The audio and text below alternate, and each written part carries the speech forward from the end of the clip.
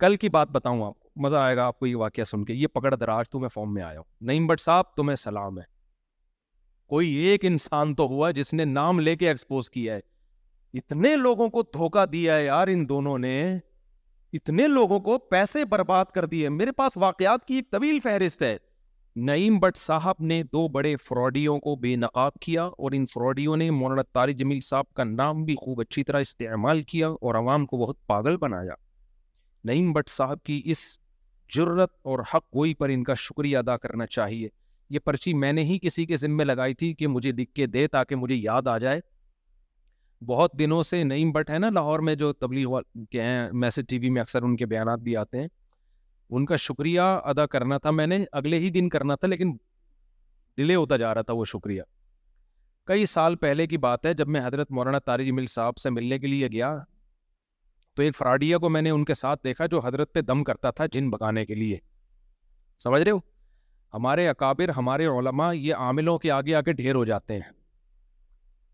تبھی میں کہتا ہوں نا, میں اپنے بڑوں کو, حضرت مولانا طارق جمیل صاحب کی ہمارے بڑوں میں سے ہیں, بزرگوں میں سے ہیں, ہم علم میں تقوی میں اپنے آپ کو ان کی خاک کے برابر نہیں سمجھتے, لیکن یہ عامل لوگ سب کو بیوقوف بناتے ہیں, چاہے شیخ الحدیث ہو, چاہے درائیونڈ کی مقیمین میں سے ہو, چاہے کسی بزرگ کے خلیفہ ہو. یہ عاملوں کا منجن ہر جگہ بکتا ہے, سمجھتے ہو. تو ایک پھلترو کی طرح چپکا رہتا تھا مولانا طارق جمیل صاحب کے ساتھ. میں نے پوچھا یہ پھلترو کون ہے, انہوں نے کہا کہ یہ حضرت پہ دم کرتا ہے. حضرت کو وہم ہو گیا تھا مجھ پہ کسی نے کچھ کیا ہے, اور یہ ہمارے اکثر علماء کو وہم ہوتا ہے, اور ان کے پاس ایک ہی دلیل ہوتی ہے کہ جب نبی پہ جادو ہوا تھا تو ہم پہ کیوں نہیں ہو سکتا. امکان کی دنیا تو بہت وسیع ہے. یہ ایسے ہی ہے جب عیسیٰ علیہ السلام بغیر باپ کے پیدا ہو گئے تو ایک اور واقعہ کیوں نہیں ہو سکتا. بھائی نبی پہ جادو کا اثر ہوا تھا, اس میں ایک حکمت تھی جو علماء نے بیان کی ہے. یہودی آپ کو جادوگر کہتے تھے, تو اللہ نے آپ کو بشریت میں کامل رکھا تاکہ لوگ بشر ہی سمجھیں آپ کو اور جادوگر نہ سمجھیں آپ کو.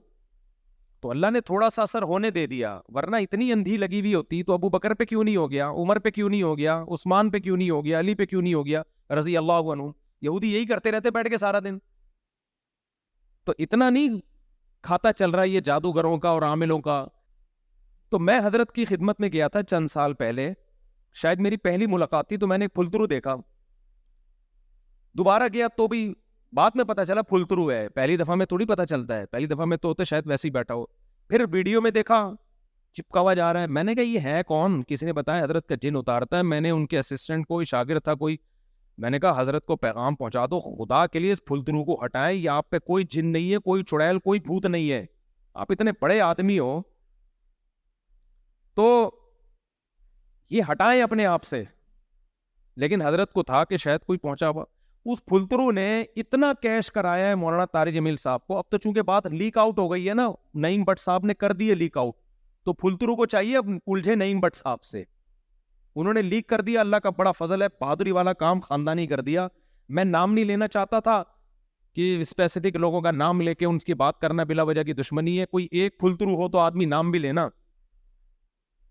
یہ سب پھلترو ہی ہوتے ہیں, بڑے مشہور لوگوں کے ساتھ چپکتے ہیں. یہ ان کے چپل یہ اتاریں گے, بوٹ یہ پالش کریں گے, مالشیں کریں گے, اور حضرت جی حضرت جی. حضرتوں کو پتہ ہی نہیں. ہمارے ساتھ بہت فراڈ ہوئے ہیں ایسے. عاملوں کو تو میں لفٹ ہی نہیں کراتا نا, دوسرے قسم کے فراڈ ہوئے پیسوں کے معاملات میں. ہمارے نام کو کیش کرا کے چندہ لینا شروع کر دیا, اس طرح کے ہمارے ساتھ ہوتے ہیں. تو میں نے حضرت کو پیغام بھجوایا تھا, حضرت اس کو ہٹاؤ, یہ بہت کیش کرائے گا آپ کو. تو کسی نے کہا کیا دلیل ہے آپ کے پاس فراڈی ہے؟ بھائی یہی دلیل ہے کہ جن چڑیل بھوت بگانے کا کام کرتا ہے, اس سے زیادہ مزید کسی دلیل کی ضرورت نہیں ہے, یہی دلیل کافی ہے. لیکن نہیں ہٹایا حضرت نے. وہ آرمی کے جنرل بول رہا ہے کہ جب مولانا طارق جمیل صاحب کا جن ایک آدمی بھگا رہا ہے, تو پہنچی بھی فوجی جرنیل بٹھا بٹھا کے نا اپنی چڑیلیں اور بھوتیں بھگوا رہے ہیں اس سے, ان 2 ٹکوں کے لوگوں سے جن کے پاس گٹکا خریدنے کے پیسے نہیں ہوتے تھے. تو یہی دوسرا فراڈی ہے, وہ بھی مشہور ہے, ابھی کیا نام لوں میں اس کا. نعیم بٹ صاحب نے نام لیا, انہی کا کلپ دیکھیں. لیکن میں کہتا ہوں کہ 2 آدمی ایسے ہیں جو آپ کے ساتھ تھے, وہ شاید آپ کو پکڑوائیں گے, ان کی وجہ سے پکڑے جانا. ایک یہ پیر ابکری اور ایک ہانڈی شاہ, اس کا نام ہی ہانڈی شاہ ہے, احسان ہانڈی شاہ. وہ بھی منجن بیچ رہا ہے. بھائی 5 روپے اس کی جیب میں نہیں ہوتے تھے, اس کو کوئی جانتا نہیں تھا. ہمارے علماء نے اس کو باپ بنا دیا اتنا بڑا. اس کے بعد وہ جو پھیلے ہیں ان کی تو کیا ان کی کوئی ریسرچ نہیں ہے بھائی. یہ جو کاپی پیسٹ گوگل سے کر کر کے رسالے چھاپے جا رہے ہیں. آپ کو یہ بیماری ہے 356.5 دفعہ یہ کلمہ پڑھو یہ ٹھیک ہو جائے گی. تجھے کیا خواب آیا ہے, تجھے الہام ہوا ہے کیا؟ اتنے وظیفے مارکیٹ میں ٹھک ٹھک ٹھک کر کے وظیفے آ رہے ہیں. یا تو الہام ہوا ہوگا یا خواب آیا ہوگا یا کوئی تجربہ ہوگا. تو تجربوں سے کتنے وظیفوں کا تجربہ ہو گیا ہوگا. ایک بات ہے نا, میرے پیٹ میں درد ہے یہ والا وظیفہ, میرے جو ہے وہ پیٹ میں مسئلہ ہے تو آپ یہ والا وظیفہ, فلانا والا وظیفہ. آپ کا کہاں سے اتنے تجربے آ گئے؟ کوئی الہام ہوا ہے کیا؟ ہو تم ہماری طرح کے انسان ہو, اتنے کیسے پہنچ گئے؟ کہتے حضرت جی پہنچے ہوئے بہت ہے. کیوں پہنچ گئے؟ ہم بھی تو اسی سوسائٹی میں ہیں. ٹھیک ہے ہم بہت نیک نہیں ہیں, ہم نہیں کہتے ہم بہت نیک ہیں, لیکن اتنے برے بھی نہیں ہیں یار. ہم نہیں پہنچے. اور یہ دو تم دن میں پتہ نہیں ایک سی پروازوں پہ پروازیں طے کر کے کیا کھا رہے ہو. تم کچھ اور کھاتے ہو, تم روزانہ زمزم پیتے ہو. کیا خیال ہے وہی پانی پیتے ہو نا نلکوں کا جو ہم پیتے ہیں؟ تھوڑی بہت کوتاہیاں ہم میں بھی ہیں, تم میں بھی ہوں گی, ہم سے بھی غلطیاں ہوتی ہیں, ہم اللہ سے توبہ استغفار کرتے ہیں, تم سے بھی ہوتی ہوگی, یا تم کوئی دودھ کے دھلے ہوئے ہو. تبھی میں بول رہا ہوں نارمل لائف گزارا کرو. بزرگ بھی نارملی اچھے لگتے ہیں. بہت زیادہ پہنچا ہوا بزرگ ہے سمجھو نہیں پہنچا ہوا.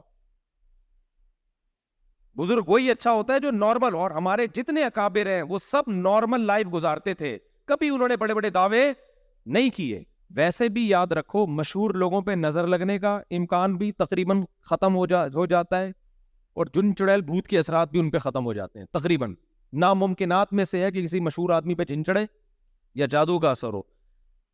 بادشاہوں پہ نہیں ہوتا. فرعون کے خلاف ہزاروں جادوگر, موسیٰ علیہ السلام کے خلاف ہزاروں جادوگر تھے. جب فرعون نے دھمکی دی ہے میں تمہیں ہاتھ پاؤں کاٹ کے قتل کر دوں گا, تو جادوگر یوں کر کے سانپ ادھر کا رخ کرتے اور سارے فرعون پہ بھیج دیتے. وہ جادو نہیں آئی میرا خیال ہے بات. وہ ساری رسیاں جو ابھی موسیٰ کے مقابلے میں پھینکی وہ کہاں پھینک دیتے کہ تو کاٹ کے تو دیکھ ہمارے ہاتھ پاؤں. بھائی ایک ماحول بنانا پڑتا ہے ان کو. یخیل الیہ من سحرہم انہا تسعی, انہوں نے مسمرزم کیا جس سے ان کو ایسا لگا کہ رسیاں ہیں, یہ لاٹھی سانپ ہے, حقیقت میں وہ سانپ نہیں بنی تھی. تو ہمارے بڑے بڑے اکابر اس میں بہت پھسل جاتے ہیں. میرے شیخ حضرت مفتی رشید احمد صاحب اس پہ بہت بولا کرتے تھے, اور میں نے تو زندگی گزاری ہے ان عاملوں کو جتنا میں جانتا ہوں. یہ سارے ان کے چہروں کی رونق پہ مت جایا کرو. یہ وہی ناٹک ہے جو میں بھی بتا نہیں رہا تھا. کچھ لوگ غریبوں والا ڈریس پہن کے گھوم رہے ہوتے ہیں, ایسا لگتا ہے غریب کے بچے ہیں. الو کے پٹھو, تم تمیز سے جو تمہیں اللہ نے جتنا مال دیا اس حساب سے لباس پہنو نا. کیوں ناٹک کرتے ہو, پٹ پٹیوں پہ گھوم رہے ہوتے ہو تم ایسے غریب چہرے سے, لگتا ہے جیسے دل چاہتا ہے سکن. نارمل لائف کیوں نہیں گزارتے؟ تو اب ہمارے علماء کو دماغی کام بہت ہوتے ہیں ان کے, خوب سمجھ لو. پھر اللہ کا خوف بھی ہوتا ہے, تہجد بھی ہوتی ہے, اس سے تھکاوٹ ہوتی ہے, پریشانی ہوتی ہے, نیندیں اڑتی ہیں راتوں کی. فوراً دماغ میں کوئی پھلترو آ کے بول دیتا ہے کہ آپ پہ جادو ہوا ہے میں اتاروں گا. وہ دم بم کرتا ہے, نفسیاتی ایک اثر ہو جاتا ہے انسان کے, ہے ان قوت انفعالیہ ہوتی ہے انسان میں. وہ سمجھتے یہ پہنچا ہوا ہے. پھر ان کی باتیں نہ سر نہ پیر ان عاملوں کی. وہ ایسی الٹی اوٹ پٹانگ باتیں کرتے ہیں. ہمارے اکابر سمجھتے ہیں کہ پہنچا ہوا نہیں ہے, بلکہ کو بہت ہی زیادہ پہنچا ہوا ہے کہ ہماری بھی سمجھ میں نہیں آ رہا کیا کہہ رہا ہے, یہ اتنا پہنچا ہوا ہے.